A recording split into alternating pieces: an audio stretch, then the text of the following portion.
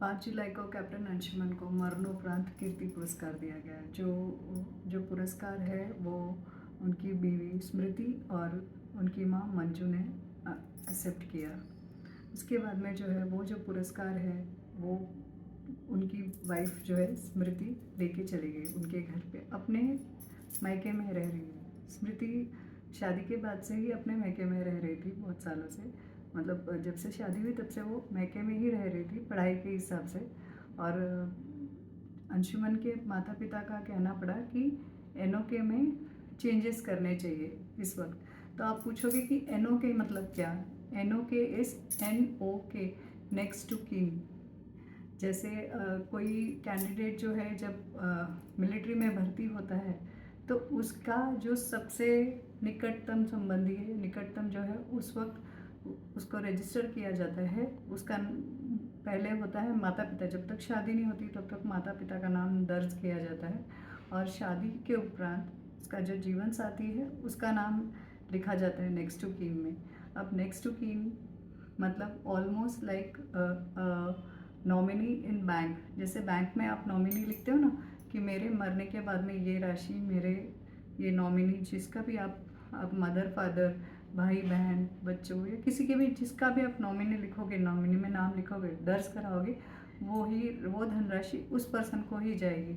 That it is just the same NOK, next to kin. तो इसमें ऐसा हुआ है कि बहू जो है वो वाइफ जो है उनकी, वो लेके जा चुकी है पुरस्कार अपने साथ में, अपने मायके में, अपने पापा के घर। और यहाँ पे माता पिता है, तो माता पिता का कहना पड़ा कि उसमें हमारा पहले नाम दर्ज था लेकिन शादी के बाद में बहू का नाम आ गया, बट हम चाहते हैं कि इसमें कुछ चेंजेस आए। और उन्होंने इस बारे में राहुल गांधी से भी बात की है और वो रक्षा मंत्री से भी बात करना चाहते हैं क्योंकि कुछ चेंजेस करे करके। आप लोगों को क्या लगता है? और एक बात सिर्फ एक मतलब दिल में आई ये बात कि आजकल तो कोर्ट में भी ये बात बोली गई है कि जब तक अगर कोई संतान अपने माता पिता की सेवा नहीं करता है तो उसे संपत्ति में भी हिस्सा नहीं दिया जाएगा।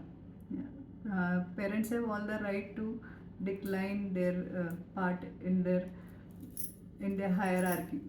उनके ट्रेजरी में से वो उनको नहीं दे, उनके अंदर वो ये होता है, पावर होता है, दे कैन डू इट। और बहुत सारे वृद्धाश्रम चालू हो गए हैं, बहुत सालों से चल रहे हैं और अभी तो इनफैक्ट बढ़ते भी जा रहे हैं। तो क्या आपको नहीं लगता कि ये ज़रूरी है कि हम अपने माता पिता की सेवा करें जिन्होंने हमें छोटा सा बड़ा किया है? What do you think? Just wanted to give this information to you. Take care. Bye.